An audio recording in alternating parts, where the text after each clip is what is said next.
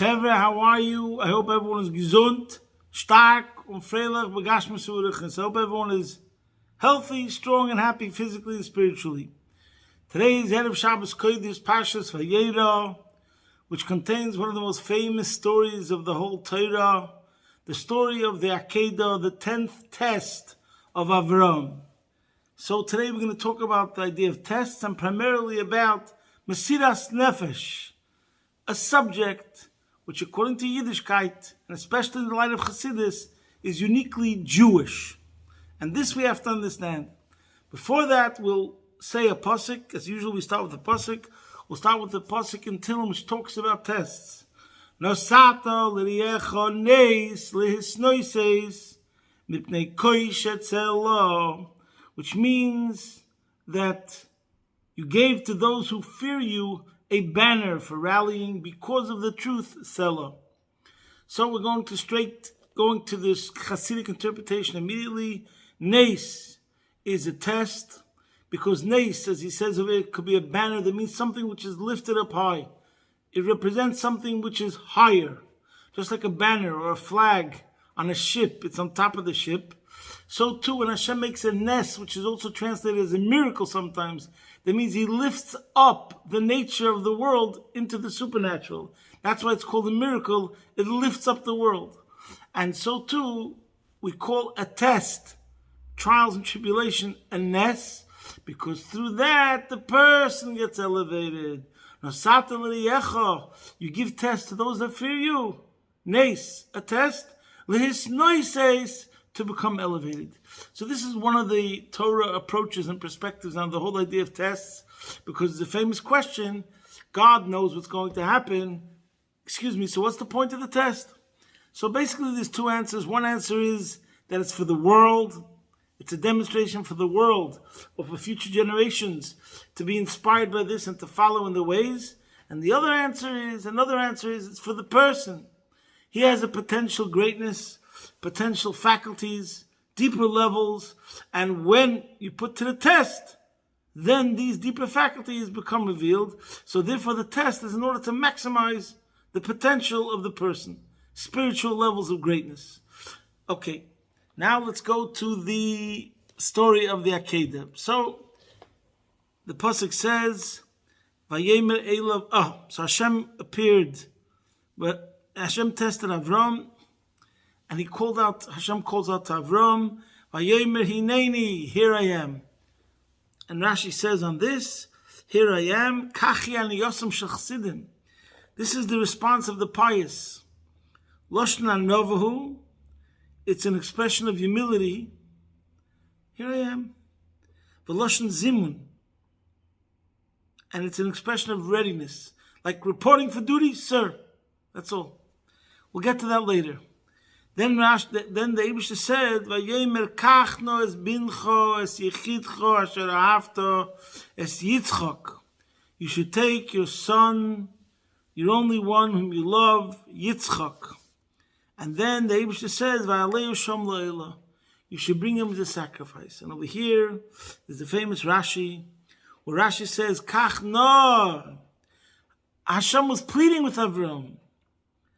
No is nothing other than an expression of request. Omalai, Hashem says to Avram, I beg of you, please don't let me down now. Amoidli, stand firm for me, in this trial, so they should not say, the first trials, loya ben mamish, were not substantial. So basically, over here is a famous question. I'm going to repeat now a sikh of the Rabbi in Chelik Chaf of Likutei Sichos parshas Vayeira. We're going to address a very, very huge, epic subject in Judaism, and I hope we'll cover most of the points.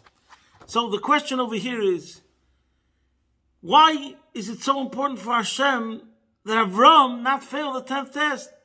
By saying that if you fail the 10th, it'll prove that all the previous 9 were not real tests. They had no substance. Ein mamish b'rishonim. Why? You could argue that he passed the first 9 tests because they were easier. 1, 2, 3, but wait, there's more. 4, 5, 6, 7, 8, 9. 9 previous tests he passed. When it came to the 10th, because it was so much harder, he wasn't able to pass the 10th. Why do we say that if he fails the 10th, it's as if all the other 9 equal nothing? Why? And over here we go into a whole discussion. What makes Mesiras Nefesh a Jewish trait, connected only to Yiddishkeit? So the Alter Rebbe in Tanya, again and again, talks about the subject, but primarily in chapter 18 and 19 of Likutei Amarim. And let's start at the beginning. A Jew has a nefesh elikis, a godly soul, a chelik elika mimal mamish. So God, Kaviyachol, takes a very part of himself, chelik elika mimal mamish, and he puts it into a yid. Das heißt, dass in a yid, it does ach, was a hechaf von him. In a yid, there's something which is not really a part of creation, but a part of the Eibush himself. Nitzutz boire. So what? Because of that, a yid is able to do things that are neged de bria, which goes against every single rule of existence, every single rule and nature of creations could be transcended. So let's start, first of all, with Alter Rebbe says, in chapter 19, Periketes, the Alter Rebbe says that the neshama's yearning to Hashem is like a flame to its source. And the point is, the Alter Rebbe says, what makes it unique? The flame is yearning to go into the Sheirish Ha'esh, Tachas Galgal Erech, Va'av Shali Nisher Memuhusa Ve'atzmusa Rishayin. What's going to happen to the flame as it becomes absorbed, hiskalos, in its source? What's going to happen is, it's going to become completely annihilated, so to speak. But that's not a good word. It's going to become absorbed in its source. Meaning to say, over here we see something unique. Every single time when there's a yearning, a desire, aspire for higher, you feel how you became higher. But over here, you can't say that something, once ois mitziyusei, he's going to reach a state where he's not going to sense it at all. Kol davar etzibekiyumei, this is the rule of all existence. All existence wants to remain in existence. And over here we're saying there's something unique. And we only find this by fire. And that's why we say, Neravai nishmas adam. That just like by fire, there's this thing that it wants to go back to its source, even though it won't feel the way it became elevated. It won't feel the way it became heightened. It won't feel that it reached a higher level of awareness or consciousness. It'll feel nothing. And nevertheless, this way desire is why? It's as if he has no choice. He's yearning. There's a drive to its source. And in Avodas Hashem, that means a loyalty, an attachment, a devotion, a connection, which cannot be explained. And this is, in different language, you would say, sometimes there's a concept of a love, where the whole point of the love is, it's conditional. What does it mean it's conditional? It's because you gain a benefit. You feel the benefit. But a real ava atzmis, because in you there's something that's higher than you, and therefore you're able to transcend the laws, call it of physics, call it of nature, call it of existence, is because in us there's something higher than us. And this comes to a very, very important point. We've spoken about this many times. I'm not getting into all the details now of all the subjects. But Kedusha is selflessness, selfless. Klipas Noiga, there's a level called Klipas Noiga. For lack of a better word, we'll say that's an apple, that's a table. Those are things that are parav, they're not prohibited. That's called Klipas Noiga, which means we see easily how it could be elevated for good. That's called self. And then the sholosh klipas atmei, so-called evil, the goodness, the spark is so covered up that the only way this spark will be revealed is through neglecting it, so to speak, through crushing it. And then the spark will be revealed. In any case, the point over here is like this. You see somebody who's ready to give up their life. The act of giving up your life, so-called martyrdom, doesn't represent true self-sacrifice. Why? Because it can be based on selfish reasons. It can be based on self, which means even though you're devoted to a cause, I'll soon explain, and even though you're devoted to something good. But still, it makes sense. You're gaining something good. You gave away something small, and you gained something big, as we'll soon explain. But then comes the ultimate Mesiras Nefesh, the Mesiras Nefesh of a Yid, while in there, the episode is a hecha there. There's a chelik of the Kalim Mamish. You could do something which is completely selfless, which means it doesn't make sense at all. But because you're so attached, you have absolute loyalty to the source. Even though you don't feel you're going to gain anything from it, not only you don't feel you're going to gain anything from it, you see no point in it. And that's how the Rebbe explains the uniqueness of that Kedah. But first, let's take it step by step. First of all, this is a story I once heard, that in the times of the Romans or the Greek, there was a person, he went into their temple and he destroyed a statue, a figure, some bust of some people, some figure that they idolized. And it was such an affront, such a brazen act of disrespect, never happened before. And the whole country was talking about it. Somebody went into the temple, into their, whatever it is, and went to one of the deities and smashed it. Anyways, there was a search. Who did this? Okay, but the person wasn't happy. The one who did it once, he decided he's going to do it again. By now, this is the biggest thing that everyone's talking about, and this is a search for this person who committed the crime. Everyone's searching for him, soldiers, etc., etc. Finally, they catch him. He's brought before the tribunal, he's brought before the court, and of course, he's sentenced to death. So the judge turns to him and tells him, you realize what you did? He says, yes. You realize you did something that was never done before with such a brazen affront, audacity to do such a thing. How could you do it? And didn't you realize that what your punishment would be? So he answered, my father was a nothing, my grandfather was a nothing. Nobody in my family ever accomplished something of notoriety. And I decided I want to do something which will make me famous. So the judge says to him, but you realize you're going to die, don't you? And he answers, death is a small price to pay for immortality. So here you see a person is paying what could be called the ultimate price, and he's going to become famous. He's going to go down in history as the only one who went into their temple and smashed the idol. And by the way, it sounds very strange, but people that have done research about crime, it's been documented again and again that people do crime because they want to go down in history to be the most famous kidnapper, the most famous yada yada yada, etc. It's a krankheit. But therefore, what do you see from this?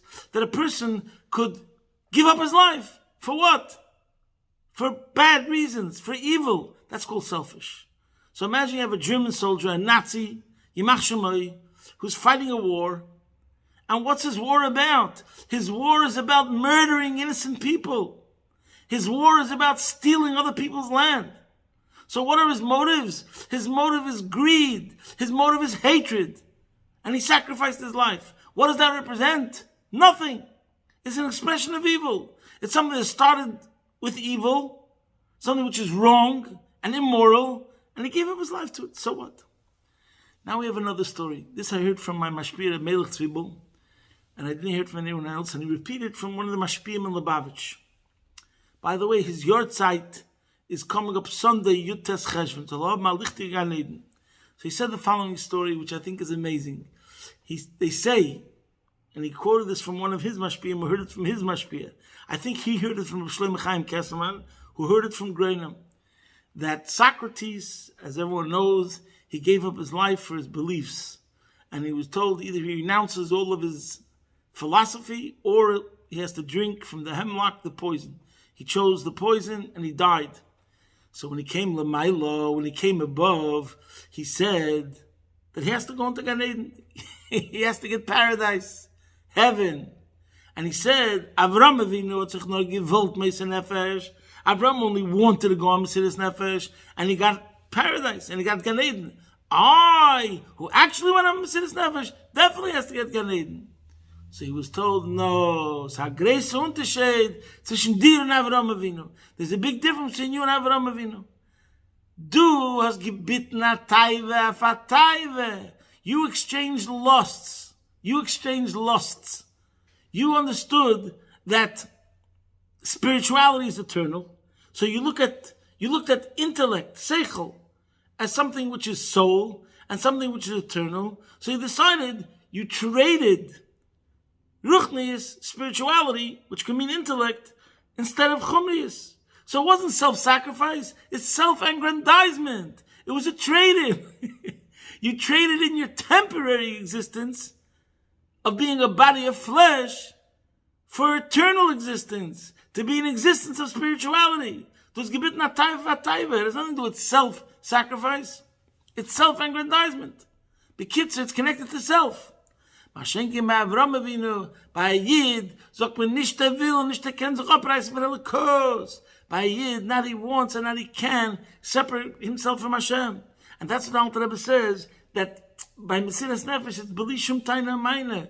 We don't start weighing the pros and the cons. These are the pros if I give up my life, and these are the cons if I give up my life. And therefore, it makes more sense to go on Mesiras Nefesh. No! It's Ki'ilu without any cheshbonus whatsoever. Hineni! Hashem, I'm your ally. I'm in your team. What do you want? Whatever it is, I'm ready to do. Whatever the call of the hour is, here I am. Das is Ayid. And this is what it means, the answer that Rebbe explains between the 10th test and all the other previous 9 tests. All the other 9 tests, one could have argued and said that they were Mesiras Nefesh, which was Al Pi Seichel. Azamin Mesiras Nefesh, that even Goyim could do. L'moshel, like there's a famous expression, give me liberty or give me death. Which means, let's talk about the Mesiras Nefesh before we mention the Nazi, let's talk about Mesiras Nefesh of an American. He has American values, he believes in democracy, he believes in human rights, he believes in our way of life. And therefore he's ready to go on self-sacrifice for that cause, for that shitta. So in other words, what's the pshat self-sacrifice by him? For the greater good. He's trading in his life. He's giving away the self. But why? For something greater. So it makes sense. Und das pshat, Mesiras Nefesh, let's call it from Klippas Nega, it's still related to the self. Like Rabbi used to say, a mensch kann nicht bespringen in the cup. By a Yid, we say he could do something which is completely divorced from his self. So now, does that mean we said something bad about a guy? No. That is according to the rules of existence. It has to stay in Metzias. A mensch can be spring in the cup. Over here by Yid, sagt man a chidush. What's the chidush? It's like saying a human can fly. So, das is mezak bichlal, the humans can't fly. That we understand. The kasha is, we're going to come along and we say, well, by the way, there is a human was ken yefliin. Teretz is, they bist gemacht. They bist dem gem knufayin. In us, the Ebish to put a chelik alikam, mimal mamish, me alle brie, bligvul, and me mele can I eat tarazach, was a hepech abrie, un hepech geder asechel, and the mile mitam vadas. And that's the true Mesiras Nefesh. And therefore the Eibishter says, Kach no. And if you fail me now, we'll say Ayin B'Rishayim. What does it mean Ayin B'Rishayim? That means it's all going to be not the Mesiras Nefesh from Ayid. It's going to be an Inyan, was nicht be'emes Mesiras Nefesh. It's the Mesiras Nefesh, which is not really Mesiras Nefesh, but a Shaykhis zu Ha'olam. It's not an Inyan von Yiddishkeit. Yiddishkeit heißt, as a Inyan Amiti, was in ganzen Hecher von deinem Metzias. And after you pass the 10th test, that's going to be Megala and Mefreya, that the Yisoid from the previous tests weren't because it made sense. Oh, now they're like this. By all the other previous tests, I forgot to say this point, someone could say they all made sense for the good of the cause. What's the cause? The cause is monotheism. The cause is Elikus. The cause is Amunah in Ein Eibishter. So in every single one of the tests, but I'm going to give up from the Kazdim, so it was a Kiddush Hashem, he smashed his idols. Lech Lecha. The world heard about it. This Lech Lecha. People heard about it. He packed his bag, he packed his belongings, and he left. And every single one of the previous tests was advertised on ABC, CNN, the Welt had gehed wegen them, and it was a demonstration of how there can be somebody who's so devoted and connected to Hashem Echad, that he's ready to do whatever the Eibishter wants. Somebody could say, when it made sense, people will hear about it. It'll make the headlines. It'll be a Kiddush Hashem. V'chuli, v'chuli. But over here, it's all the Shverigkeit that's connected to the Akedah. The Eibishter tam shen gesagt, ki bi yitzig yikar l'chazora. The continuation of the line of the movement, of the Shitta, of Yiddishkeit, Hashem Echad, is going to come through Yitzchak. And over here, the Eibush is telling him, I want you to press this button, where the whole thing's going to blow up. There's not going to be no Hemshech. V'chuli, v'chuli. Und er nicht gefragt in Kashes, 1 minute, wait a minute, it doesn't make sense. You're not allowed to bechal kill an innocent person. When Yitzchak isn't completely innocent, you're not allowed to commit murder. That's from the Shem Mitzvah, v'chuli, v'chuli. So what do we see from this? That even when the Eibishter will ask you to do something which is Hepech HaSeichel and makes no sense, and there's no benefit, you have to give up on your principles, you have to give up on your mission, you have to give up on your purpose. There is no thing, there's no justification on any level whatsoever to do this thing. It's a suicide move. It's a loser's move. And B'meila, is Avram ready to do that? Ultimate obedience, absolute obedience, total loyalty. That whatever the Eibush will ask, even if it's Hepech HaSeichel and makes no sense whatsoever, beniged to every other case of gaining something for the cause, are you ready to do that too? So that's the ufta of the Nesoyin and Aked, like the Rebbe says in the Sikha, nobody was there except for Avram and Yitzchak. Nobody would have found out about it. And the whole thing would have not accomplished anything. And it would have been the end of Yiddishkeit. Yiskaral v'yiskara, shmer b'amein, finished. It would have been over. And still Avram was ready to do it. And that's what makes the Nesoyin of the Akedah something which is completely Jewish, which is connected to the Chelik Elikah Mimal Mamish, was Yidden Hob Maneshama. And like the Alter Rebbe says in Perikut Ches, that Nimshech Lebnei Machrei Matzev Kol Aderes, from Avram Avinu, this ability was Hayid, nicht will, und nicht kann sich abreißen von Elikus.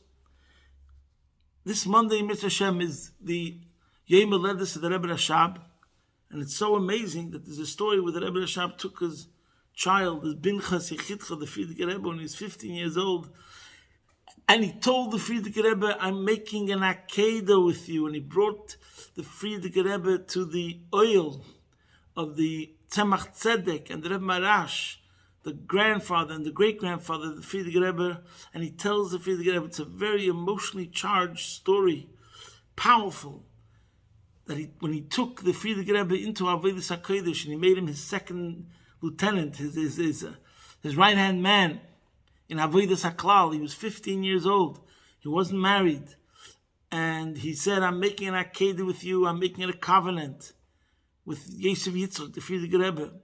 And you have to read the story. It's so astonishing. And he tells him the first principle in Avodas Hashem is Mesiras Nefesh, self-sacrifice. And what does that mean? Azoi unit andish, which means that you have to carry out the mission precisely, exactly. There's a precision to it and an exactness that you believe in the principles 100%, no compromise, no diluting, but 100% what the Eibishter wants.